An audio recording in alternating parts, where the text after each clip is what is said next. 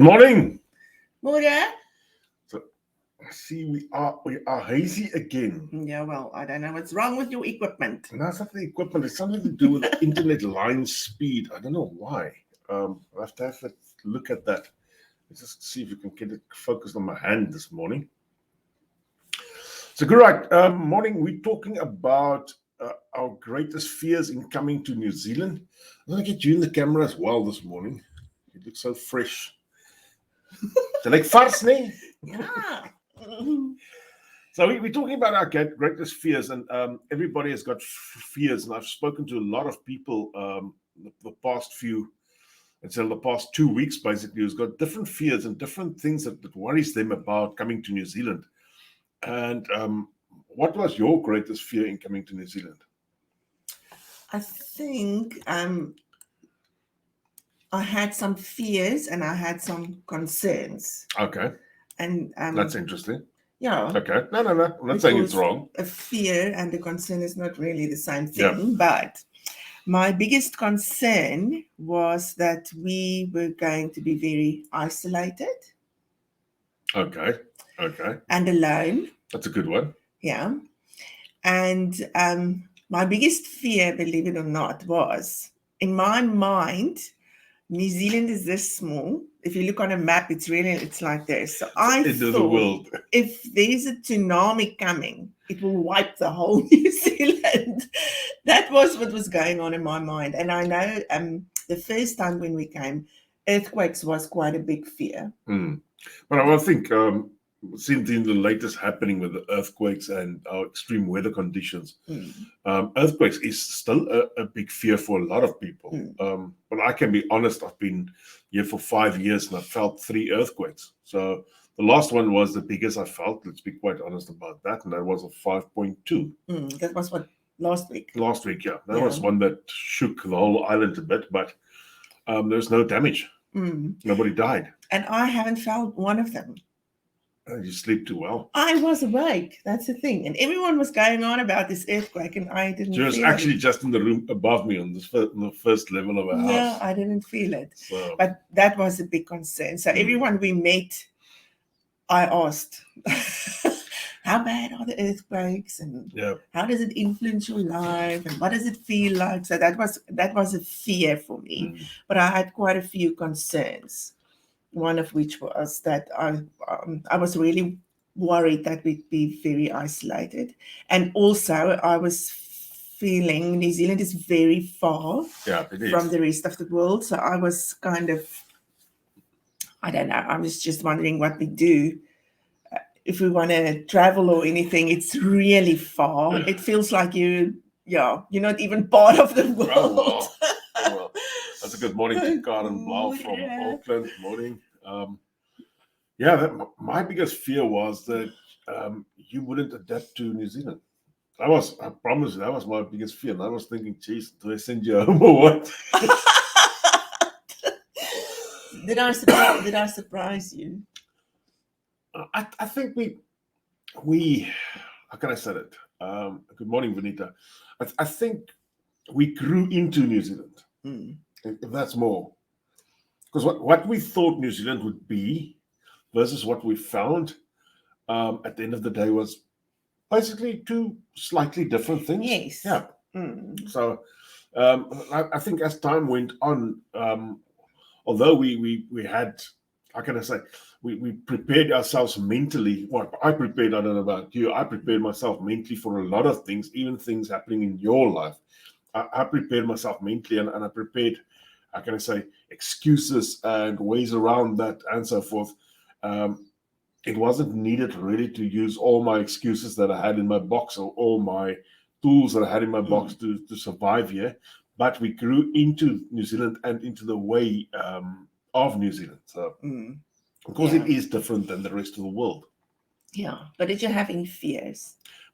I think my biggest fear starting off was point 1, earthquakes. And then I heard about a lot of volcanoes in here. And I thought, geez, okay, that's when even worse. When you read about it, it's really scary. Yeah, but if you look YouTube videos, it's even worse. Yeah, so don't look. No, it is quite scary. Yeah. And it is an island. So you get we had a cyclone this week. Yeah, luckily that panned out not to be too bad. For us. It was really bad north. Coromandel was hard hit. And Gisborne is really, those places. Yeah. And even places I see around Picton. Yes. Yeah, I saw some people asking for help down there with sandbags and those type of things. So this is how can I say, this is really, natural disasters is really something you've got to live with. Yes. I'd rather live with that than with the other disasters in South Africa. Yeah. So, I don't think it needs to be a fear for you. Yeah. You don't need to worry about it. But you have to plan a slight. Yes. Just plan a slight bit for if anything should happen, what would you do? And I think also the people that grow up here, it's part of their lives. It's like America. Look at all the natural disasters. I think in South Africa, they're quite lucky. Yeah. There isn't that much natural disasters it's in the rest of the world. Although we don't think about it every day, tsunamis is a real threat down here. It is. And that could be something that wipes out a small part of New Zealand. Yeah. So I remember when we first came, everywhere, on every beach, there's a tsunami evacuation plan and everything. So I was quite scared. I was actually looking around when this is a wave coming. Yeah. So. But then when I thought about it, if a tsunami is a great thing here, so should it be in Cape Town. Oh yeah. It's exactly the same actually, and I wasn't worried about tsunamis in Cape Town. And let's be honest, the last volcano that went, I think it was the one in Tonga, that caused a tsunami in the Midlands, in the Midlands Sea. I don't know what's that in English, but that was right on the other side of the world. So this could happen anywhere. Yeah. Brian says in New Zealand was the first time we ever had an emergency crate in the garage. Yes. It's probably not a bad thing to have. No, it is a good thing to have just in case of anything that can happen and you kind of isolated from the rest of the country. Yeah. Luckily, Trevor Roos saying he's not afraid of anything. So oh, that's good. That's good. I'll come to your house for that. I know where you live. Yes. So, yeah. But there's other fears as well that people live with. One of the things that people mostly talk to me about is the partner or the spouse that won't adapt to New Zealand. And they've got reasons why, because they are tied to their family in South Africa. I think that is actually something that I think everyone worries about. And another thing is, will you make it?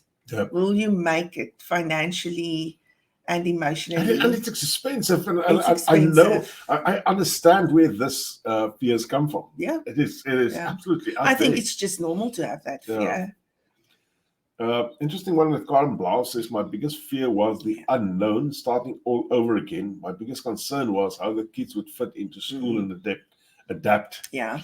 I think that's a big fear for most parents. I told somebody yesterday that sat in my lounge, and I said to her, the kids will adapt faster than when the parents adapt. Yeah, that's a fact. I've seen it every time. Every time. It's very rare that there's a kid that doesn't adapt. Yeah.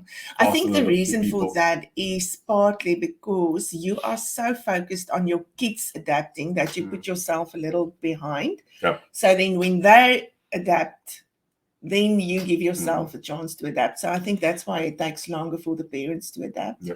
But what I have seen is the people arriving with their container arriving at the same time, going into the house, and by the time that the parents start unpacking, the kids has already brought friends over from the neighborhood and they started playing. Yeah, so, mom is still, no, you can't go. The kids are already playing with everyone. So, yeah. It's nice when your kids adapt. I know these some kids that really struggle. But it's not everyone. It's the very odd ones out there. And it's mostly teenagers. The young ones... Almost like this. Yeah, but it's mostly teenagers. It's a difficult age to immigrate. There's an interesting one. Benny du Plessis saying 13 days left, then we are in New Zealand. Oh, wonderful. Benny, one of these days I can say welcome to paradise. You can almost start counting on your fingers. We started counting with 10. We did a daily selfie with a countdown number on that. Yeah, but that helped all our friends and family cope as well as ourselves get us safe. So. Yeah. Another concern for me was that I would really miss my family my kids in South Africa a lot. And I mean, it's a reality. There's nothing you can do about it. I spoke to a lady last night, her kids is here and they came to visit. And she also said it's like she feels like they're outgrowing each other in a way. But I get it, but I feel that you have a responsibility to not let that happen. You have to reach out. Yes, it's difficult. It's difficult because you can't see each other. And I know there's some grandparents that haven't even seen their grandkids ever when they're born in New Zealand and you haven't had the time to come here. So it is difficult. You don't know them, but it is your responsibility as a grandma to it is get some kind of connection. And it's your responsibility, not the kids' responsibility. No. So reach out. Those kids actually do need that. So what else? What other fears and even if it's weird fears, pop them on the screen. Let's see what fears you do have about New Zealand. I was also worried about the houses, I must say. We're not used to God books houses. Let's be honest on my side as well. I was worried about the houses, but after the last earthquake and the way the house creaked and the way that everything moved inside the house, I was glad I lived in a cardboard house, to be quite frank. So, yeah. No, I was quite concerned. I thought the wind would it's like the drie varkies and the wind would just take your house away. But it's not like that. It was a bad wolf, not the wind. Yeah. It was a big bad wolf. Yeah. I think that's also just the thing that we grew up with. Yeah. The only big bad wolf on this island currently is Jacinda. That's one of my thoughts of it. I haven't even thought of her for a very long time. So. You should.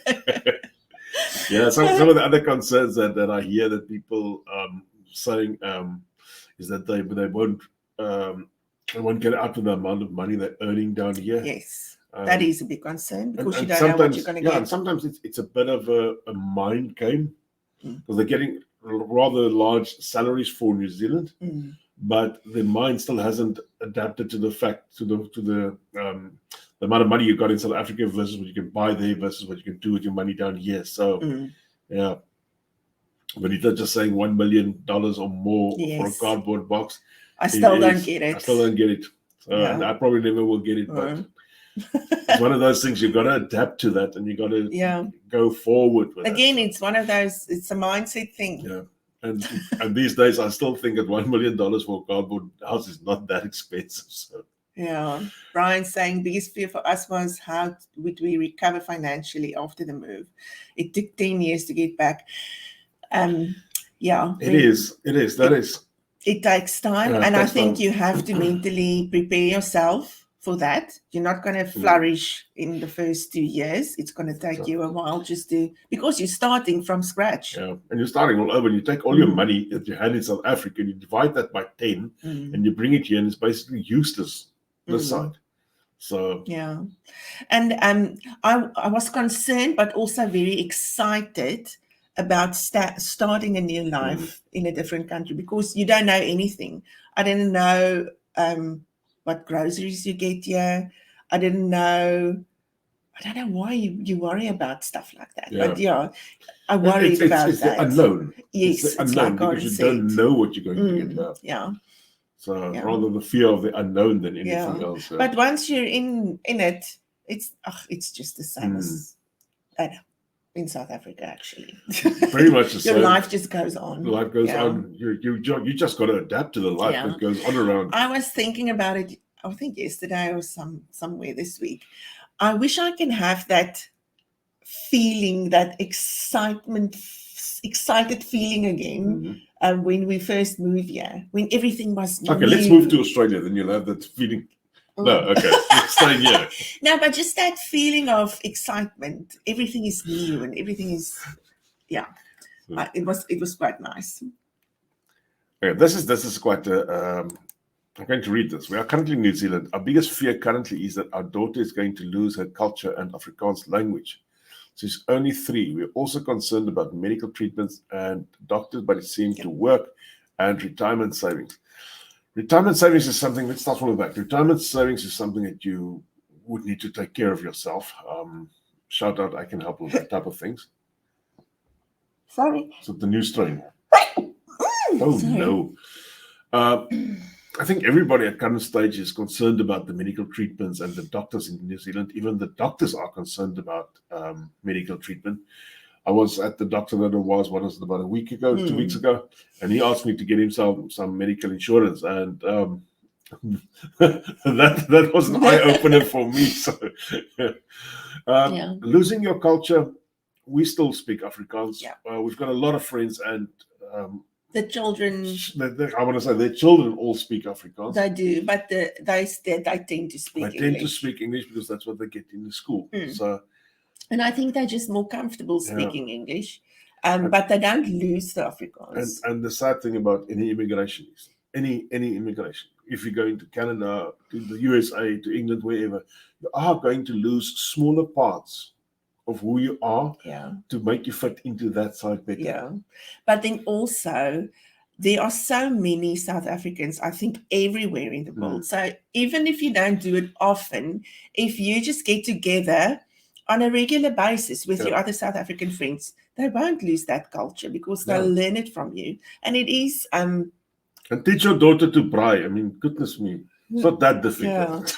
Yeah, but it is the language is a thing that you can't really do anything about. The biggest thing about why they would lose the language in the long run is it's easier to converse in English. It's easier because they get taught that at school. So suddenly nobody's teaching them Afrikaans. And at the end of the day, they start speaking funny, as they say, and they feel uncomfortable speaking funny. But I also see, although in their teenage years they won't try speaking funny Afrikaans, once they are a bit older, they try to do that. Yes. And they will come to you and say, they will say the word in English and say, what is this in Afrikaans? Because it sounds very weird. And I'll say, no, it's really like that. So, so Afrikaans has got a lot of weird words, actually. Yes. It doesn't make sense at all. They tend not to be able to read and write in Afrikaans anymore. Yeah. But they can still speak. That's right. Yeah. And the other problem is there's not a lot of Afrikaans books available down here. No. And everything else people do these days, so let's say everything that kids do these days is in English.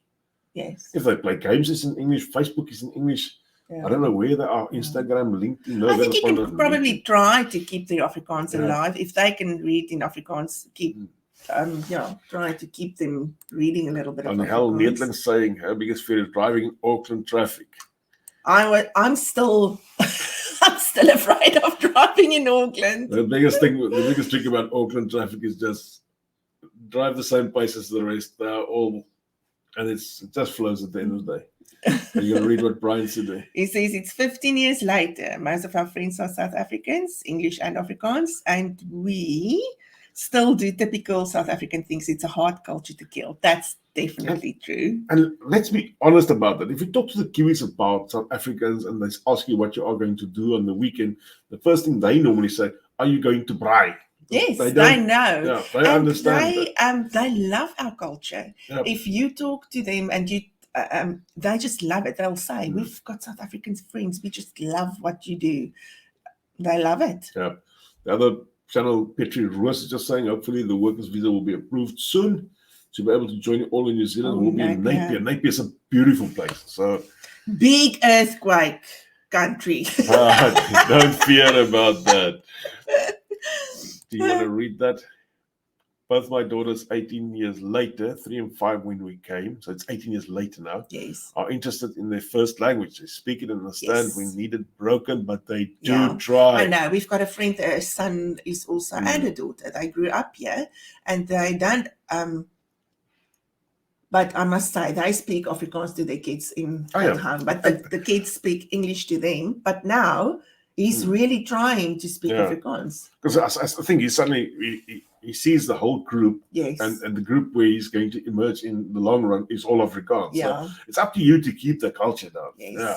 That's up to the parents that still speaks Afrikaans. Danielle Neetling, who was afraid to drive in Auckland traffic, somebody's saying, I stay in Auckland. It's not that bad. It's very similar to Johannesburg traffic. Yeah, but I'm also afraid of Johannesburg traffic. But it's not as fast as Johannesburg traffic. Yeah, that's probably the it's not as fast. So you drive at about 100 to 105 in Auckland traffic, except when it's rush hour, then you don't drive at all. You can basically just walk faster than that. So, yeah, but then also you've got public transport. Oh yeah, in Auckland it I works spoke 100%. to a lady yesterday who's here for about 5 or 6 months now, and she works in the middle of town. And my first note to her, or my first thing that I said to her is, "You're probably killing yourself with the traffic." But she said, "No, she just takes the bus." Yep.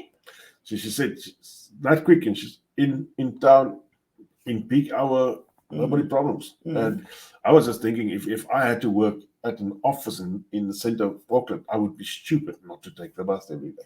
No, I would take the bus or the ferry. Oh yeah, ferries as well. Yeah, if you work in the city center. You will have a short period of time where you are open to the elements, but get a good umbrella. So, you can sit inside. We actually saw people the other day. We were waiting outside a venue. The guy got out of the car. Yes, I was laughing. And he opened his umbrella, and the next minute the cyclone took that umbrella and just turned it inside out. But he stripped his moor there. He just grabbed the umbrella, bent it double, and threw it back in the car. I said, okay, that's not going to work. Oh. But he's just saying the bus service from the North Shore is about 20 minutes. It's very convenient. Yes, I would just take the bus. Oh yeah, definitely. Even if you have to get up a little bit earlier to make it up, I would do that just to cut out the stress element. Oh, yeah. We haven't taken the bus yet in New Zealand. No, we've done a lot of other transports. We've been on planes. Yeah, but the traffic in Tauranga is not that bad. Boats, you don't really need to take it. Yeah, been on everything else except the bus. So perhaps we should do that. Yeah, to the Mount. That's what I want to do, because in the Mount you never get parking, so it's really convenient if you can take the bus. Yeah, they can just move you around. Yeah. What other concerns or fears did you have? Let me quickly think. The other concern that a lot of people have. And sorry, I'm not going to talk about immigration. The biggest concern they had is that their partners won't find work here. Yeah, that is a concern. That is a rather big concern, because most of the families down here need 2 salaries just to survive on their lifestyle. So that was another concern that a lot of people had. So I'm always trying to say, if they got the open work visa, sorry, I'm not talking immigration down here. If they got an open work visa, they will easily find jobs, and it is like that. People tend to not struggle that long to find. But it is a concern. I think everything that is unknown is a concern, and that's a fact, and that's why. I mean, if you take parachuting, for instance, I think if you want to take let's talk about parachuting. Parachuting and immigration is very much the same, because you don't know what to expect once you get out of that door. So. Karen says there's train service in the city too, in Auckland. All right. Yeah. Somebody just saying, we are moving to Gisborne next month, and we don't know what to expect. Any tips on Gisborne? Anyone from Gisborne that can Gisborne give them guys, some tips? give some tips. Yeah. We've been there quite a few times. Isolated, but it's is not. It? That's my opinion. You'd have to travel a while to get to basically Napier or. Yeah, but they've got all the shops. They've got everything else down there. Yeah, so, but it's quite a nice place as well. Yeah. Like nice and sunny, and a lot of fruit and those type of things. And the beach is really pretty. Oh, the beach is nice. Really I've actually got a few beaches. One thing about Gisborne is that's the first place in New Zealand that sees the sun. Yes. So think about that. That's also where they launch. Where Elon Musk launched the Starlink. We still want to go there, just camping one day when they launch something, so that we can see that. Daniela saying that makes me feel a bit better coming from PE. We're not used to heavy traffic. We will be in Auckland in April. Yeah. Something to look forward to. Slowly but surely, there is new immigrants arriving. There are a lot. And you know what I find? It's younger ones. It's like in their 30s with young kids. So yes, young population coming in. It's really good. It's really good. Brian is saying Gisborne learn to drink wine. Nice wine farms. You haven't been on any of the wine farms. Not in Gisborne, no. I can't believe you've skipped that. No. What's wrong with you? No, we'll have to go again. Come on, woman. Jeez, what's the time? Yeah. We got about 4 minutes left. Oh, who else? There was someone that's saying they're going to Napier, is it? Yeah. There are a lot of good wine farms there as well. Oh, yeah, you can just ask her. So I'm the dedicated driver there. Karma say, concerned about the main visa holder. They are under a lot of pressure to make it work. It is. Yep. Adapt to the Kiwi lifestyle or Kiwi style of operating and might be under pressure to make it work to become residents eventually. I think one of the concerns is probably for everyone to be able to become a resident. Oh yeah, that's the reason why it should come here. Yeah. It is very stressful, and I know for you it was probably even worse because I really didn't do anything. I said to him, we can immigrate, but I'm telling you, I'm not doing anything. I don't want to deal with the paperwork. I don't want to deal with immigration. Yep. You have to do everything. So afterwards, I'm in that time frame. I was also feeling very guilty for doing that, but I just wasn't in the mindset. You're feeling guilty? I was. Now you tell me. 5 years down the line. No. So yeah, it is very stressful. Yesterday we applied for our New Zealand passports. So yeah. soon. It's been quite a journey, it's so worth it. Yeah, and thinking back, I would actually want to say I won't want to do it over again. But thinking back, I'm sad that I didn't do it 20 years ago. Yeah, it would have been easier. Would have been, except being easier. But if we had to go through the same process, I would have loved to do it 20 years earlier. That was just giving me more time on this beautiful island.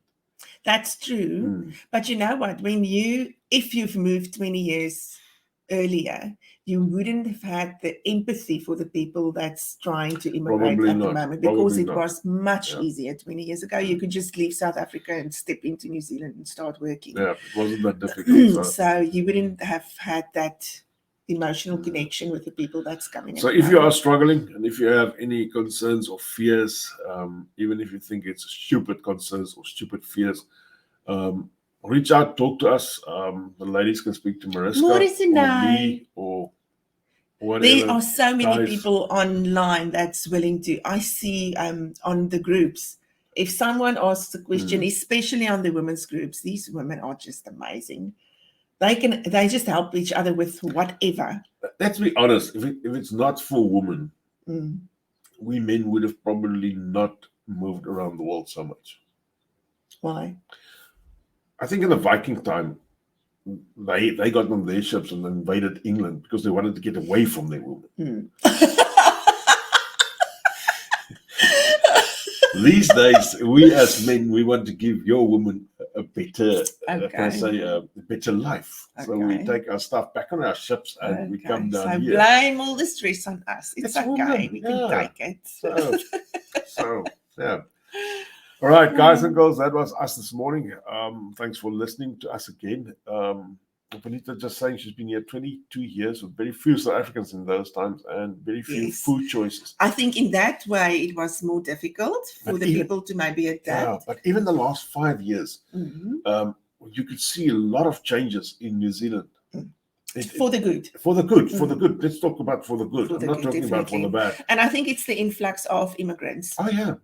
Definitely. We shape the world. Yes, definitely. We shape the world. Yeah. I'm not saying the South Africans are shaping the world. Immigrants are shaping the world. Yeah. So you get a lot of English culture down here. You get a lot of weird French culture, Mexicans, those type of Latino countries and so forth. So and then you get a South African culture, which is brandewyn and Coke and braai. So and please, I wanna just invite, if you're new in New Zealand, and we just love meeting new people. So if you're in the area and you just want to pop in for a coffee, guys, or whatever, we would love to. I want to put it a bit different than what she says. The problem is we don't know about all the new people in town or even in the Bay of Plenty or anywhere in New Zealand. I mean, we can do a Zoom like this with you guys. If you are feeling lonely or feeling out somewhere, reach out. We don't know about all the new people coming in. And then I come to people and they're 6 months or 8 months down here and they say, nobody ever talked to me. We didn't know you were here. We couldn't talk to you. Come on, just reach out. Say, Jan, I'm here. Come speak to me. Let's go have coffee. That's that concern of being alone and isolated. And don't that become a reality. You have to get out of your box. It's difficult. I really struggled with that, but you have to do it. Betty asking, is there brothers? Betty, yes. You get them. It's a bit more expensive, but you get that. Even coffee for 5 years. I actually got a bottle from Keith the other day as a Christmas gift. There's one liquor store in town that's got a whole South African department. Oh yeah, so everything is there. There's another concern. They ask you if they get lamb chops down here. Oh, lekker lamb choppies. I don't know. We've only got 25 million sheep on the island, so somewhere along that you'll get a few chops in the middle. Guys, that's that. All right, let's say goodbye. And see you next time. Yeah. Same time, same place. Bye. Bye.